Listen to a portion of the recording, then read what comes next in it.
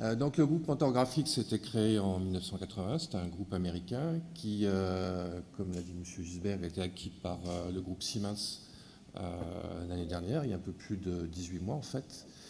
Notre cœur de métier était et est toujours au sein du groupe Siemens dans un segment qui s'appelle IC, comme Integrated Circuit, la CAO, électronique et microélectronique.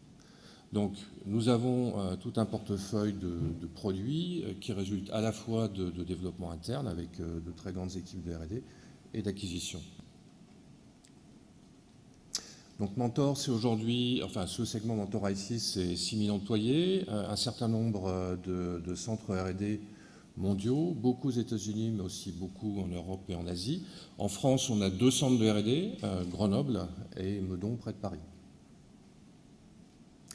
La logique d'acquisition de Mentor Graphics par le groupe Siemens, et en particulier par une entité qui s'appelle Digital Industries de Siemens, était de promouvoir dans sa totalité le concept de jumeaux numériques. C'est-à-dire, comme ça a déjà été évoqué par Airbus et comme c'est aussi une thématique du village des IRT, être capable d'avoir des modèles numériques depuis la première idée d'architecture d'un composant, d'un produit, d'un système, jusqu'à son implémentation, sa mise en opération, la simulation de ce système et du logiciel embarqué, la mise en opération, la mise en production dans l'usine 4.0, la maintenance, etc.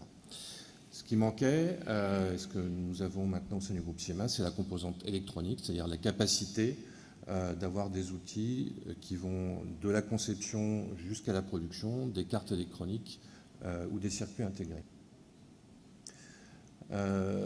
Donc je ne reviens pas sur la pervasivité des composants du semi-conducteur dont absolument toutes les industries, je veux dire, il n'y a probablement aucun de ces IRT, de ces industries qui ne pourrait se développer à la vitesse vertigineuse à laquelle il se développe sans une industrie du semi-conducteur qui continue à délivrer des capacités de traitement, des capacités de calcul à des coûts de plus en plus faibles. Il y a un mot que j'ai oublié là-dedans et qu'il ne faut pas oublier, c'est l'intelligence artificielle qui est absolument partout dans les industries. Le groupe Siemens est présent un peu partout dans toutes ces applications, depuis l'industrie jusqu'à la vie courante des individus. Et l'intelligence artificielle, elle est partout, aussi bien en production dans des systèmes, par exemple dans les trains de Siemens avec des systèmes d'intelligence artificielle pour la maintenance prédictive, que pour le médical. Donc vous avez vu les chiffres, on parle de marchés qui représentent 5-10 trilliards de milliards de dollars. L'industrie du semi-conducteur l'année dernière, c'était 420 milliards de dollars. Et là-dedans, on ne connaît pas la part des revenus des GAFA ou des BATX qui tous développent leurs propres chiffres, beaucoup pour des applications d'intelligence artificielle. Donc ça, c'est un chiffre qui est inconnu, mais qui s'ajoute aux 420 milliards de dollars. Et l'IDA, donc l'industrie dans laquelle nous nous trouvons, donc Electronic Design Automation, c'est à peu près 9 milliards de dollars. C'est vraiment une pyramide inversée. Il n'y a aucun chip, aucune carte électronique qui ne peut être conçue, vérifiée, fabriquée sans les logiciels qu'on développe, ou sans que ceux de notre compétition développent. Un commentaire que j'ai oublié, les 3 gros fournisseurs mondiaux d'outils de conception microélectronique sont tous américains. Maintenant, il y en a un qui s'appelle Mentor Graphics, qui se trouve être européen. Il est allemand, il aurait pu être français, ça s'est passé comme ça, mais en tout cas, un des 3 gros éditeurs mondiaux d'outils de CAO électronique est maintenant européen. Donc c'est clair que nous devons anticiper les architectures informatiques, les architectures numériques et les process technologiques des années qui viennent. Si on n'anticipe pas maintenant dans la R&D de nos propres outils, on ne sera pas capable de fournir à l'industrie du semi-conducteur les outils dont ils auront besoin demain.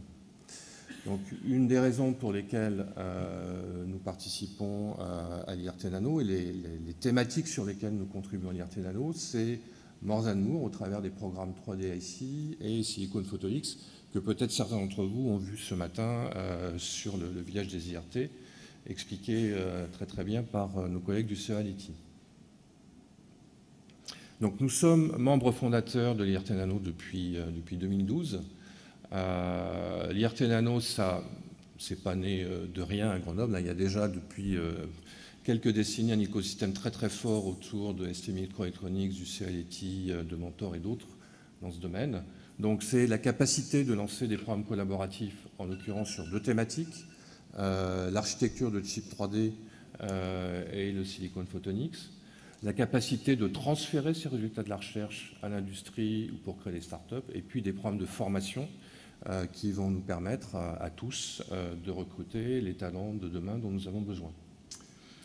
Nous avons déjà achevé 2 phases et nous sommes en cours de définition d'une 3e phase. Pour résumer, notre intérêt, c'est être dans un écosystème extrêmement pertinent qui nous permet de faire de la recherche sur nos propres outils et d'anticiper les besoins de l'industrie du semi-conducteur.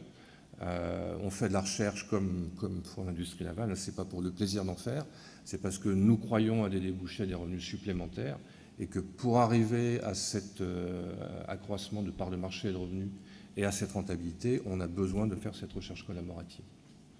Et bien entendu, la visibilité internationale, le nombre de publications, c'est important pour témoigner du succès de cette collaboration dans l'IRT Nano.